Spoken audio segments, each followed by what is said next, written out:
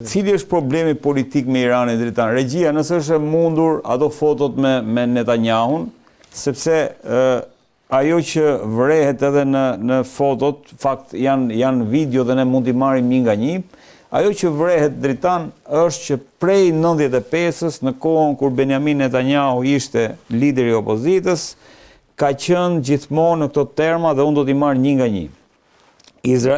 Benjamin Netanyahu, 95-a, Irani do të bëhet gati për të prodhuar vetëm një bombë bërthamore. Në 2006. Po. Ju po thoni në 95-ën atëre. Unë nuk e dija që do ishte kjo, po do të kisha sjell, kam një gazetë izraelite të vitit 1984. Dhe ajo shkruan me gërma të mëdha në faqet parë që Irani është vetëm disa ditë larg bërjes bombës bërthamore në 84. Në 84 nuk ishte fare Benjamin Netanyahu këto. Po pra, qëllimi është politik. Pra të gënjejmë se këta që futët të punë e bëjnë mirë. Pra gënjeshtra e kanë mjeshtëri. Dakor. Dhe gënjeshtra është që ti, sepse problemi i gënjeshtrës është që ose këtu jemi në aspektin e shpifjes, nuk jemi në gënjeshtrës. Dhe ne shqiptarët kemi një shprehje trumë, thonë shpif se diçka do mbetet. Pra, ky është qëllimi, të 84 të shpifim sa më shumë, në fund që të krijohet ideja që ata dhe ta sulmojnë. Pse? Sepse Irani, e kam thënë edhe përsëris, është pengesa kryesore dhe e parafundit që Izraeli të arrijë qëllimet e veta të çmendura biblike, pra në atë Izraelin e madh, Izraeli nga deti deri në Eufrat. Pra ky është qëllimi i tyre. Aktualisht dy janë entitetet që e pengojnë këtë, është Irani dhe Turqia. Dhe duan të mbarojnë punë me Iranin, marrë punë me Turqinë. Nuk mund t'i bëjnë gjithë së bashku, sepse kështu kanë bërë veçëvesh. Më përpara, në rast se mbani mend, kanë qenë Libia, Iraku, Siria, Irani dhe Sudani dhe Turqia. 6 vende që i kishin problem. Atëherë ç'a bën? Edhe Jemeni, 7 vende ishin që pengonin këtë qëllim të Izraelit. Atëherë, në fillim u morën me Sudanin. Pra shkataruan Sudanin. Pra vetëm Sudanin, pastaj Libin, pastaj Sirin, pastaj Jemenin, pastaj Sirin, dhe tashmë ka mbetur Irani dhe Turqia. Pra kur të mbarojnë me Iranin, në rast se do arrin të mbarojnë me Iranin, siç kanë mbaruar punë me këto të tjerat, do t'i kthehen Turqisë në fund mbrapa.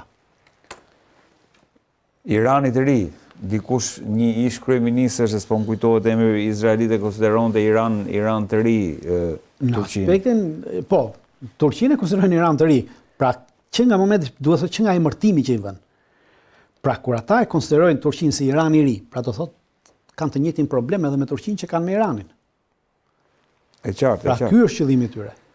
Dritan. Të shkatërrojnë çdo lloj shteti islamik që i qëndron vizionit nazist të zionizmit të çmendur që kanë këta për të kontrolluar gjithë lindjen e mesme, dhe për këtë Netanyahu ka nisur një fushat për bërjen e një aleance të qartë kundër muslimanëve sunit. Pra e ka përcaktoi para 2 javësh në rast se mbani mend. Dhe në këtë aleancën e parë nisi me Indin. Pra ata e ftoi Indin dhe aktualisht ç'a bëri kur e ftoi Indin që shkoi në Alendra Modi, atje Izraeli ka prodhuar një armë me lazer që mund të rrëzojë raketa, mund të rrëzojë. Dhe kosto e rrëzimit të një rakete është $2. Kjo armë lazer që ka deri në distancën 300 km. Me lazer. Po me lazer. Vetëm Izraeli e ka? Po vetëm Izraeli e ka. Dhe këtë armë nuk ja ka dhënë as Shtetet Bashkuara të Amerikës. Nuk ja ka dhënë teknologjinë e kësaj arme as Shtetet Bashkuara të Amerikës.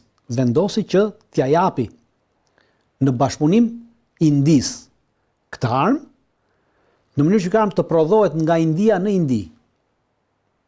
E qartë. Pra, se dhe e përcaktoi qartësisht në fjalimin në parlament që neve duhet të krijojmë një aleancë kundër shteteve islamike sunite dhe shiite, të cilat pengojnë vizionin e Izraelit. Pra këta po flasin qartësisht çfarë duan të bëjnë. Dritan, dakord, por çfarë po ndodh nëse po shkojmë, se në fillim të emisionit thamë që mundet që të shkojmë drejt një marrëveshje, një deali. E përkohshme. Kemi një parasysh dollën marrëveshje që Shtetet Bashkuara të Amerikës që Donald Trumpi do bëj. Është një marrëveshje e përkohshme që Donald Trumpi të fitoj kohë politike brenda vetes, të fitoj hapësirë dhe nesër të rikthehet sërish. Prandaj ngullet këmbë që Irani të çedojë në një pikë. Në moment që të çedon në një pikë, atëherë kapim tjetrën, pastaj kapim tjetrën. Pra gjithnjë dhe për këtë arsye nuk po bisedohet në Gjenevë për të gjitha këto pikat që thotë Rubio. Jo, sepse ti konsumon gjithë tani dhe nuk ke më çfarë të justifikosh nesër një ndërhyrje ushtarake. Pra, konsumojmë uraniumin, e mbyllim, ram dakord të pastaj pas 1 muaj, 2 muaj, 3 muaj kur ta shohim të arsyeshme me Shtetet Bashkuara të Amerikës me Izraelin, atëherë kapemi te çështja e raketave. Pra, gjithnjë do të lejohet një vegz jashtë që të ketë mundësi për t'u kthyer, pra që dakord e lam tash i kthejmë në mbrapa. Tha që u shkatërrua totalisht. Po, dhe do të kemi një gjë që se ajo çfarë Donald Trump kërkon publikisht, sepse këtu është gjithë problemi, ajo çfarë Donald Trump kërkon publikisht dhe e ka thënë pardje e shkruajti në Twitterin e vet dhe tha që ne duam një Iran pa armë bërthamore. Në kohë ajo çfarë tha është ajo çfarë ka thënë Ali Khamenei. Ali Khamenei edhe ai para një jave tha ne në Iran nuk duam armë bërthamore. Duam një Iran tha pa armë bërthamore. Po. Pra, në këtë moment udhëheqësi islamik suprem dhe Trumpi puqen bashkë në të njëjtën ide. Prandaj Trumpi ka mbetur pak problematik në këtë, pra i ka mbetur në baruti i është lagur në këtë aspekt, sepse ka menduar se kjo do este, por kjo bie totalisht në të njëjtën linjë me iranianët. Pra nuk janë për armën bërthamore. E qartë, e qartë. Ndërkohë, Dritan, ajo që më bëri përshtypje dje ishte një deklaratë që e lexova, vetëm dje, Tucker Carlson thotë që ky është lufta me Iranin ose është shansi i fundit që ka Izraeli për t'i tërhequr Shtetet e Bashkuara në një luftë, sepse tha brezat e ardhshëm të amerikanëve do të largohen nga Izraeli. Ka një të drejtë në këtë, për arsye se ka nisur fushata elektorale në Shtetet Bashkuara të Amerikës për zgjedhjet janë midterm në nëntor të këtij viti. Në nëntor këtij viti është zgjedhjet për Kongres amerikan. Dhe aktualisht po të shohësh një pjesë e mirë e kandidatëve që kanë dalë, pra janë kandidatë të ri, nuk kanë, ata po e thon haptazi që nuk duam asnjë financim nga AIPAC-u, janë kundër këtij lobit izraelit në Shtetet Bashkuara të Amerikës, dhe po thonë që Amerika e para dhe jo lobi dhe jo Izraeli i pari, pra kanë dalë haptazi kundër kësaj dhe numri i këtyre kandidatëve që kanë dalë është praktikisht jo i madh, po është i qëndësishëm. Është zhvillim i madh, sepse në rast se këta hynë, pra një se hynë edhe 5, 6, 7, pa krijon një lob të veçantë anti-izraelit brenda që do ta kesh vështirë dhe kjo pastaj do nxisi edhe në Senat, që hynë edhe në Senat. Në zgjedhjet pas 2 viteve të tjera. Dhe prandaj thotë që shansi vetëm që këta kanë është për sa kohë është Trumpi. Aktualisht njerëz si Rubio në këtë, sepse më pas është tepër e vështirë që publiku amerikan të bindet që të bëjë luftë për Izraelin. Pra për interesat izraelite. Dhe nuk do të ketë më atë qasje Izraeli që ka pas 4 viteve në Shtëpinë e Bardhë në këtë aspekt. Prandaj ka një të drejtë në këtë aspektin politik. Ndërkohë, Netanyahu, pavarësisht se nuk është përgjigjur Tucker Carlson, por ajo që vrehet është që thotë që është në një farë mënyrë një përgjigje. Izraeli jo vetëm që nuk është barë për Amerikën, por është një aset strategjik për të. Si ta lexojmë këtë? Absolutisht, sepse edhe Netanyahu e ka parë këtë që po ndodh dhe po mundohen që të mbulohen me gjethe fiku.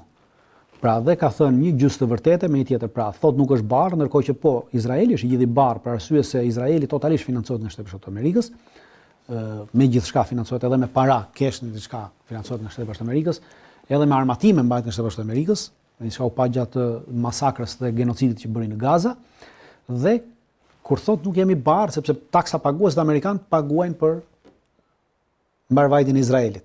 Dhe kjo është barë e pasë, pra këtu në këtë moment gënjen. Dhe kur thot dhe pjesën tjetër gënjen pjesërisht dhe gjysmën e thotë vërtet, jemi aset strategjik. Po, është aseti strategjik, siç e thamë në fillim të emisionit, ishte për Shtetet Amerikës në lindjen e mesme. Dhe në rast se ky aset strategjik dëmtohet çështja e sigurisë, pra nga siguria ky del zero, atëherë është humbje e madhe strategjike për Shtetet Bashkuara të Amerikës. Pra, këtë po thot. Në këtë aspekt është dakord.